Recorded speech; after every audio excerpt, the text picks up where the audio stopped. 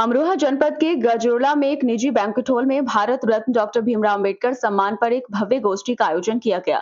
इस कार्यक्रम का नेतृत्व धनोरा विधानसभा से विधायक राजीव तरारा ने किया, जिसमें सैकड़ों लोगों ने उत्साहपूर्वक भाग लिया।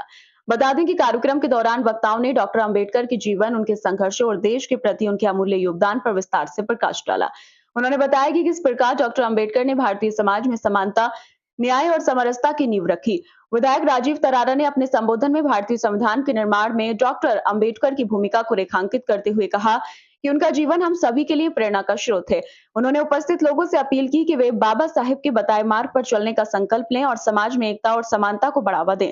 उन्होंने यह भी बताया कि भारतीय जनता पार्टी द्वारा डॉक्टर अंबेडकर से जुड़े प्रमुख स्थलों को पंच तीर्थ के रूप में विकसित किया गया है, जिसमें उनकी जन्मस्थली, शिक्षा स्थल, दीक्षा भूमि, महापरिनिर्वाण स्थल और अंत्योष्टि स्थल शामिल हैं। इस अवसर पर भाजपा अमरोहा जिला अध्यक्ष उदयगिरी गोस्वामी, पूर्व विधायक तोताराम, रोहित आर्या, सतवीर सैनी, मास्टर हरपाल सिंह सहित क्षेत्र के अनेक कार्यकर्ता और पदाधिकारी उपस्थित रहे। कार्यक्रम का समापन समाज में भाईचारा, समानता और संविधान के मूल्यों को अपनाने के संकल्प के साथ हुआ।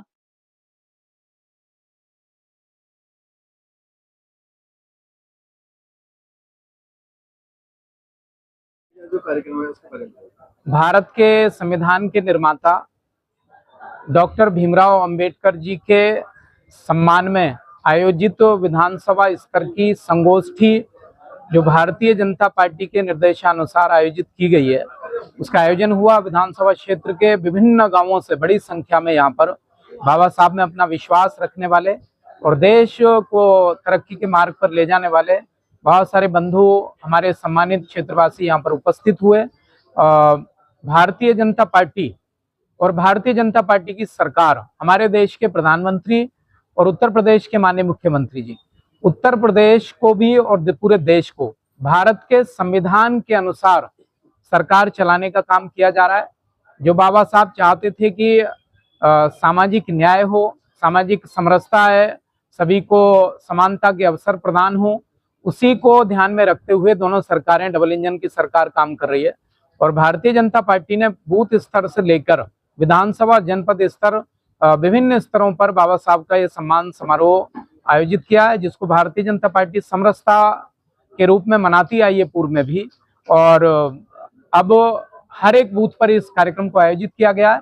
देश के प्रधानमंत्री आदरणीय नरेंद्र मोदी जी ने बाबा साहब से जुड़े पांचों स्थान, जो प्रमुख 5 स्थान है जहां पर बाबा साहब का जन्म हुआ, जहां पर बाबा साहब की शिक्षा हुई, जहां पर बाबा साहब की दीक्षा हुई, जहां बाबा साहब ने अंतिम संस्कार हुआ, जहां पर बाबा साहब ने अंतिम सांस ली, मऊ मध्य प्रदेश, दिल्ली अलीपुरा, मुंबई और महाराष्ट्र उनकी दीक्षा भूमि, चैत्य भूमि और लंदन का वो स्थान, ऐसे 5 स्थानों को पंच तीर्थ बनाकर बाबा साहब को जो सम्मान दिया है, ये सम्मान बाबा साहब का नहीं है, बल्कि इस देश में रहने वाली उन महिलाओं का है जिनको अधिकार प्राप्त नहीं थे, उन शोषित वंचित दलितों का, पिछड़ों का है, या हमारे जो सामान्य वर्ग के ऐसे बहुत सारे बंधु थे जिनको अधिकार प्राप्त नहीं थे, उन सबका सम्मान है।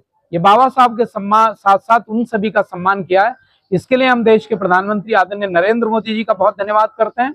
और बाबा साहब के उसी संविधान की व्यवस्था के अनुसार 33% आरक्षण महिलाओं के लिए भी लेकर आ रहे हैं। इसके लिए भी देश के प्रधानमंत्री जी का बहुत बहुत धन्यवाद करता हूं, और उत्तर प्रदेश के माननीय मुख्यमंत्री जी का धन्यवाद, जिन्होंने बाबा साहब के इस जन्मदिन कार्यक्रम को, जहां पर बाबा साहब के पार्क बने हुए हैं, उनके मूर्तियां लगी हुई हैं, वहां उनकी स्थापना के लिए, उस कार्य के सौंदर्यकरण के लिए एक बजट में व्यवस्था की है। उसके लिए माननीय मुख्यमंत्री जी का बहुत धन्यवाद, और सभी सम्मानित जन का बहुत बहुत धन्यवाद, क्योंकि बाबा साहब ने जीवन भर संघर्ष करते हुए सभी को समान अधिकार प्राप्त हो, इसके लिए संघर्ष किया। और संगोष्ठी में सभी की सहभागिता रही, मैं सभी का हृदय से आभार व्यक्त करता हूं, और पत्रकार मित्रों का भी बहुत बहुत आभार व्यक्त करता हूं कि इस विचार को जन जन तक पहुंचाएंगे।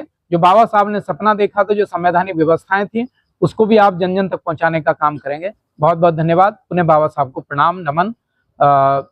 जय भीम, जय भारत, वंदे मातरम। इसका चुनाव करीब है, ऐसे में देखा जा रहा है कि जो मौजूदा आपकी पार्टी के कई नेता हैं दूसरी पार्टी में घुसपैठ करने के प्रयास कर रहे हैं, इस पर क्या कहना?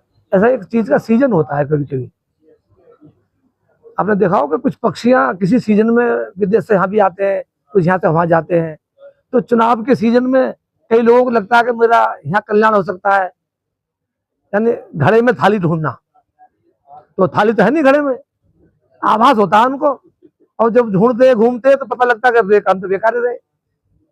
जो सम्मान कार्यकर्ता का भारतीय जनता पार्टी में है वो किसी पार्टी में सम्मान है ही नहीं।